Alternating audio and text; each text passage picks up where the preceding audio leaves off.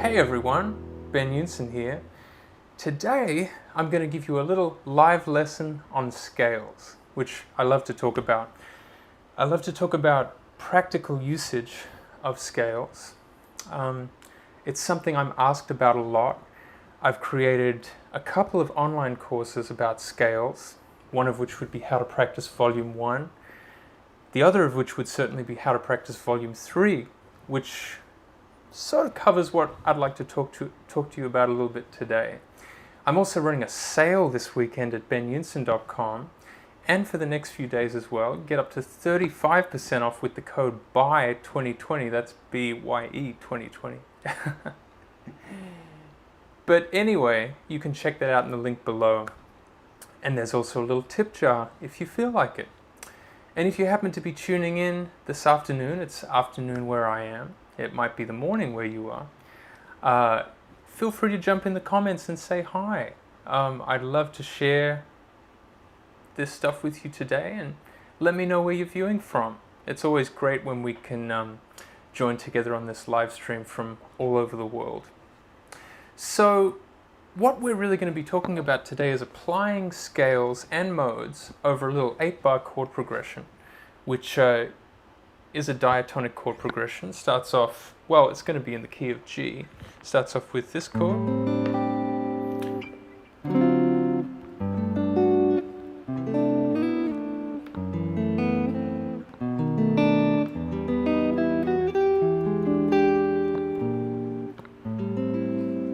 You might have heard this little chord progression before. It's a little diatonic progression using 2-5-1s, mostly in the key of G major and then resolving down to E minor. Hey everyone. Hi from Greece, watching from Ireland, from Canada. Hey everyone, thanks so much for joining in. And if you're just tuning in now, make sure to let me know where you're tuning in from. I'd love to know. Let's see. Yeah, so that's our little diatonic chord progression that we're going to be playing over. And we're going to be applying specific scales just to make it a little bit easier for ourselves to each one of these chords. Now, you don't have to do this in the long run. This is just something we're going to do today to make it a little bit more streamlined. But let's start off with, for example, an A Dorian mode.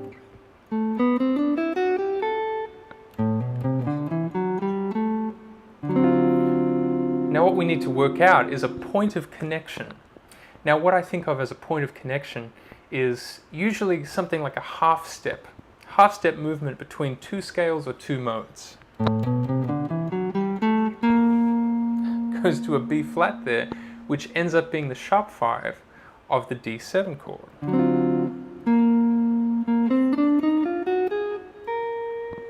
Perfect place for us to connect up an altered scale.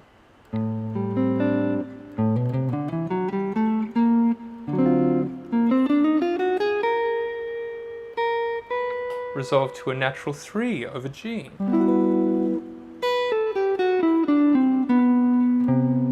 Maybe we'll hold on to the B this time.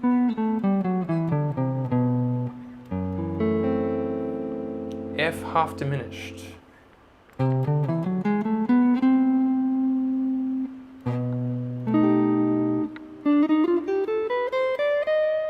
We go to a B7 chord, connected to the altered scale.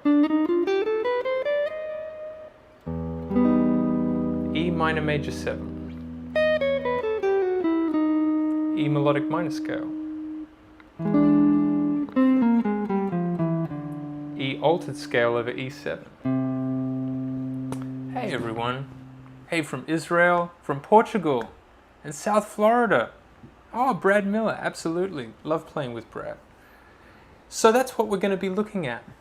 To break it down, we'll be using the A Dorian mode over the A minor 7 chord, or A minor 11. We'll be using the D altered scale over D7, G Ionian, or the G major scale over our G major chord, C Lydian mode over the C major 7, the 4 chord. Then for this chord, the Locrian natural 2, the 6th mode of A melodic minor. B7, the B altered scale. then E minor major 7, E melodic minor scale. And then finally,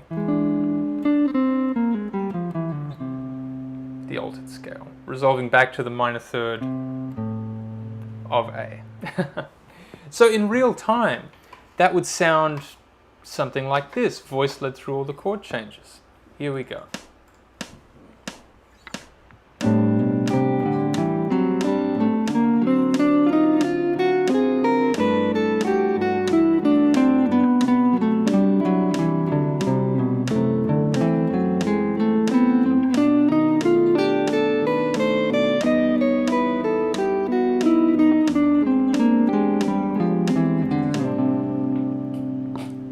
There you go.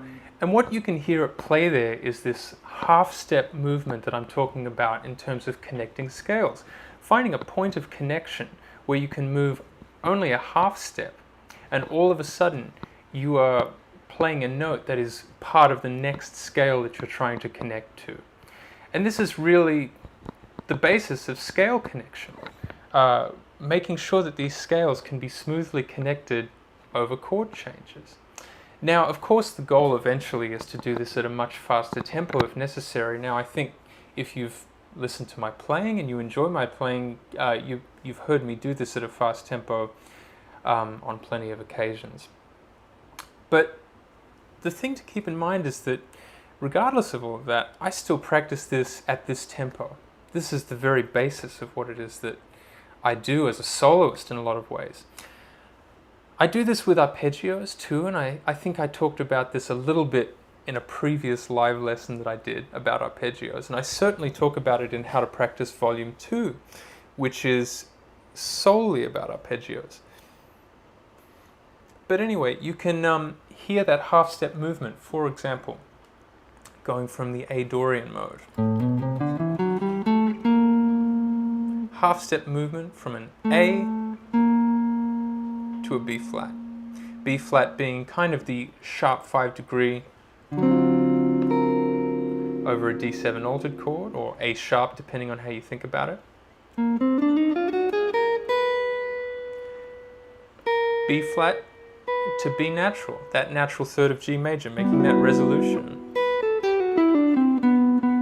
Now when the chord changed to C major, I did decide to repeat a note, the B natural, because there wasn't really a half-step movement for me to make. So I thought, okay, well, we'll repeat the note. It ends up being a common tone between G major and C major anyway, well, C major 7. And following that down to the B natural in the 7th degree of the C Lydian mode, moving up a half step again to make that half step connection to the flat 5th degree of the F sharp Locrian natural 2.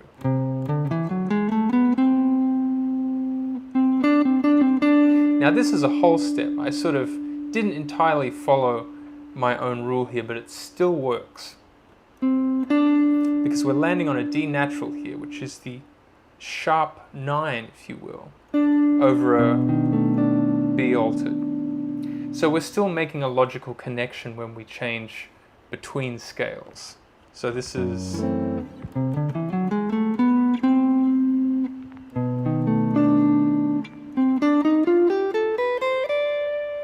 B altered scale over B7. And then our final, well, our second to last half step movement, which went from a D natural over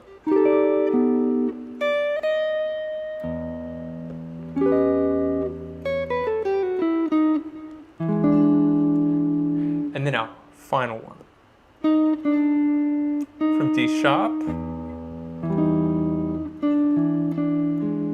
to D natural, the flat 7th of an E7 chord. The E altered scale. And then resolving to finish this down to the flat 3 of A minor. So let's play it in real time one more time, and then if you have any questions, just jump in the chat and let's talk about it. Here we go.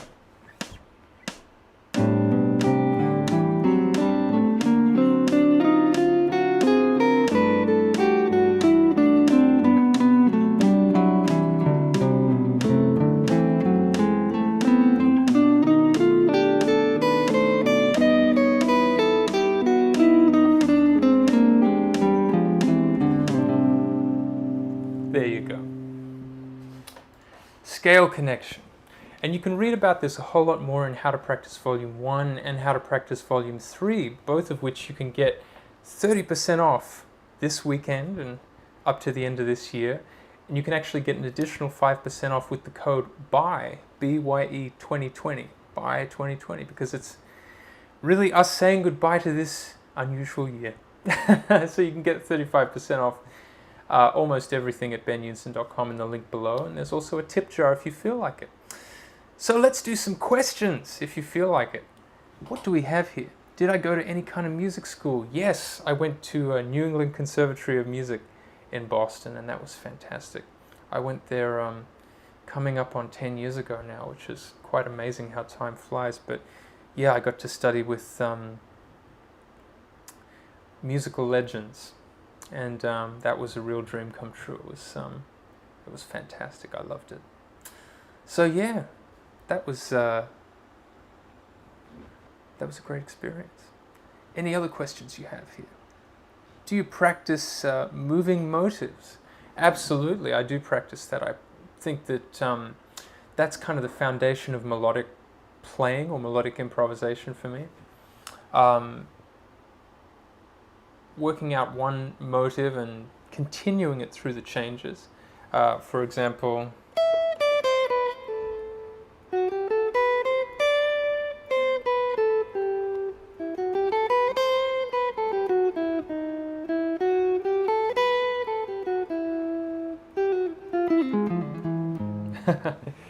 we'll do a whole other lesson on that very soon. I actually did a webinar on motivic development a few months back, and it was fantastic, and we really got stuck into this kind of motivic development and exercises centering around that. But we'll do another webinar. I might even do an online course. We'll see.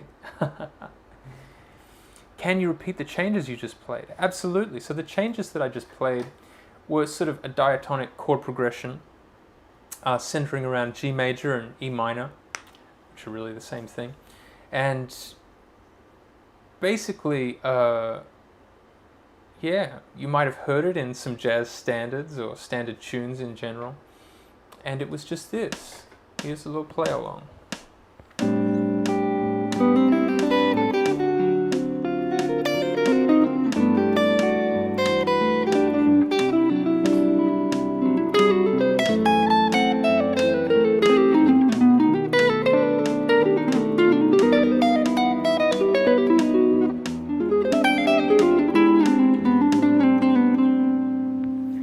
There you go.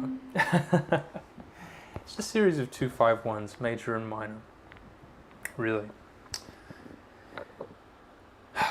Great question. How do you manage focus and attention while studying for several hours? Well, you know what I've been doing recently is I've been going back to how I used to do it when I was sort of a teenager, which is practicing away from the computer. Computers are an amazing thing that we get to use these days for music. And much like anything, I think there are positive elements and negative ones too. I think that it's all a balance. You've just got to balance your time between the two. Computers can be great for recording music, getting a metronome happening, recording examples, play-alongs, you name it. But I've been spending a good amount of time away from the computer because I found it a little too distracting. The phone as well, I've sort of been ignoring the phone when I practice. Wonderful devices, but I think if you compartmentalize your time in a way that you're really disciplined and only use these devices at certain points in the day, you'll have a much better practice routine. And that's what I've been doing. Trying to be really disciplined about my time on devices. You know, I have an iPhone, for example, and my iPhone gives me a little update, I think, once a week on my screen time, how much I've been on it. And it's actually been steadily going down, which I feel good about. You know, I think if I'm organized in my time in front of the screens, I end up being able to do my work. I can communicate with everyone as I am now, which is so cool. But I can also connect with my instrument and keep doing this that I love, in a really focused way. So it's all a matter of balance. And I think we can all do that. Yeah. Great question. Favorite movie? Oh, I watched this great movie called True Stories. It's a David Byrne movie. You should watch it. It's from 1986. That might just be my favorite movie of late, True Stories. It's incredible, man. It's great. Any tip regarding timekeeping and feel? Absolutely. Practice with a metronome, practice with play-alongs, and play with great drummers. Find the best drummer you know and play with them a lot. I did all the stuff, all the typical stuff, metronomes, etc. And it wasn't until I got to play regularly with great drummers that my time improved immeasurably. That's what really did it. And I always had strong time naturally, I suppose, which is great. But there's still an element of work and development that goes beyond just natural ability, which comes as well from playing with people in real music situations. I think there's no substitute for that. And it's kind of difficult in the current era of social distancing.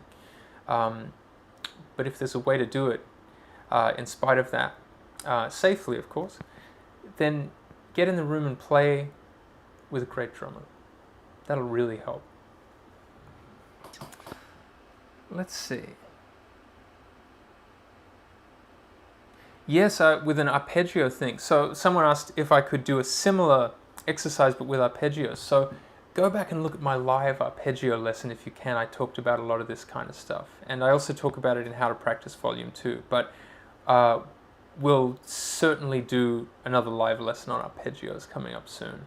But definitely in the meantime, go back and look at my arpeggio live lesson from a couple of weeks ago. But great question though. Let's see.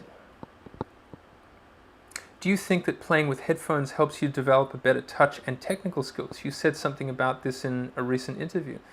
I sure do. I think that the way that I like to balance it out is I love to practice with headphones, but I also love to practice with an amp in a room. I think these are two necessary worlds that we need to be well acquainted with. The reason I say this is because much of your life as a musician, especially in this modern musical world we live in, you'll be playing live, but you'll also be playing on recordings. I mean, that's always been true to some extent, but in the way that we have to record from home, we have to be well equipped to record from home these days, perhaps a little more than any other time in history, especially since 2020 happened. When I was a teenager, I got to play on my first recordings, nothing that was ever released, thank goodness. But the first time I heard myself through headphones, I was shocked. I thought, oh my goodness, is that what I really sound like? I expected it to sound as sort of beautifully ambiguous as the amp does in a room where you can sort of get away with your mistakes and turn the reverb up really high, as was the case at that time when I was about 16. Anyway, I put on some headphones in a studio and I just thought, wow, that's what I sound like.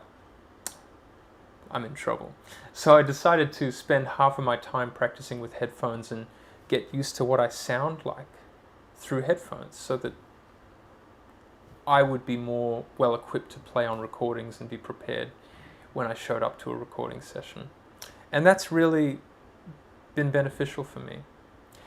Now, if you practice only with headphones on, that sort of ends up creating an additional problem. I think that another part of your life is probably going to be playing through an amp or some kind of speaker in a room, so you need to be familiar with that sound too and how to get a great sound in that context. So yeah, it's a balance again. Hey Danny. Here we go. Can we talk about phrasing and how to develop it in jazz? Well, phrasing, that would be a whole other meeting today. I'd have to start again, and it's such a great question. But one thing you can do to develop phrasing in jazz is listen to people who are great at phrasing things. Listen to great saxophone players. Coltrane, Joe Henderson, Wayne Shorter. Listen to piano players, Herbie Hancock, Keith Jarrett, people who are incredibly good at phrasing. Listen to those musicians. And so many more too. I'm forgetting some people. And if you're a guitar player, find some people who are wonderful at phrasing on guitar, all the way back. Go back to Wes Montgomery and Jim Hall. Listen to John Schofield. Listen to Pat Metheny, people who are great at phrasing things. And you'll learn a lot of what you need to know. So let's do a couple more questions. Before we go on, I do have a sale on at beneunson.com, which is 30% off everything. It's my end of 2020 sale, saying goodbye to 2020, which I'm sure most of us are. And you can get actually 35% off with the code BYE2020. That's as in goodbye. BYE 2020. You can get 35% off. I also have a tip jar down below if you feel like it. So let's do a couple more questions, and that'll be it from me today. But I'm so glad to have you all join me today from all over the United States and indeed all over the world. This is one of the very cool things that has come out of the COVID era, is getting to connect with all of you online, and I love it. So thank you for tuning in. Let's do a couple more questions. How do I get a good tone? Well, I experiment with a lot of equipment. I've been fortunate to play on a good amount of recordings, and sometimes you have to learn on the fly. Sometimes you have to listen back to playback of yourself and realize that your tone is not happening, that it's not good. And I'll tell you what, that will be when you discover how to get a good tone. When you hear a bad recording of yourself. So that was beneficial to me. And also sort of just trying out a lot of equipment, which has been a very gradual process. It can be expensive to get equipment, so it's taken some time. But finding the equipment that I like and really tweaking it. To get a great tone, you don't really need that much. It actually starts with your touch on the instrument. So that would be my best advice, Let's see. Yeah, how to control right hand noise. I wish I had better right hand control, but often when I'm string skipping, I brush other strings and it sounds terrible. You can sort of do a light palm mute, so light that no one will ever notice,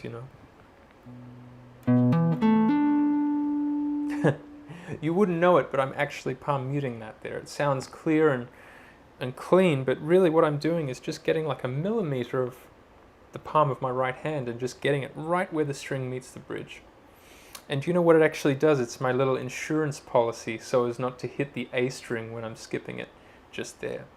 And with a bit of practice and starting off very slowly, just a tiny palm mute will get you through string skipping with no other strings being hit. Yeah.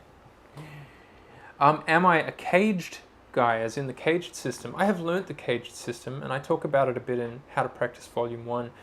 I didn't learn it as the caged system. That's a term that has come up more in recent years for me. I was not familiar with it.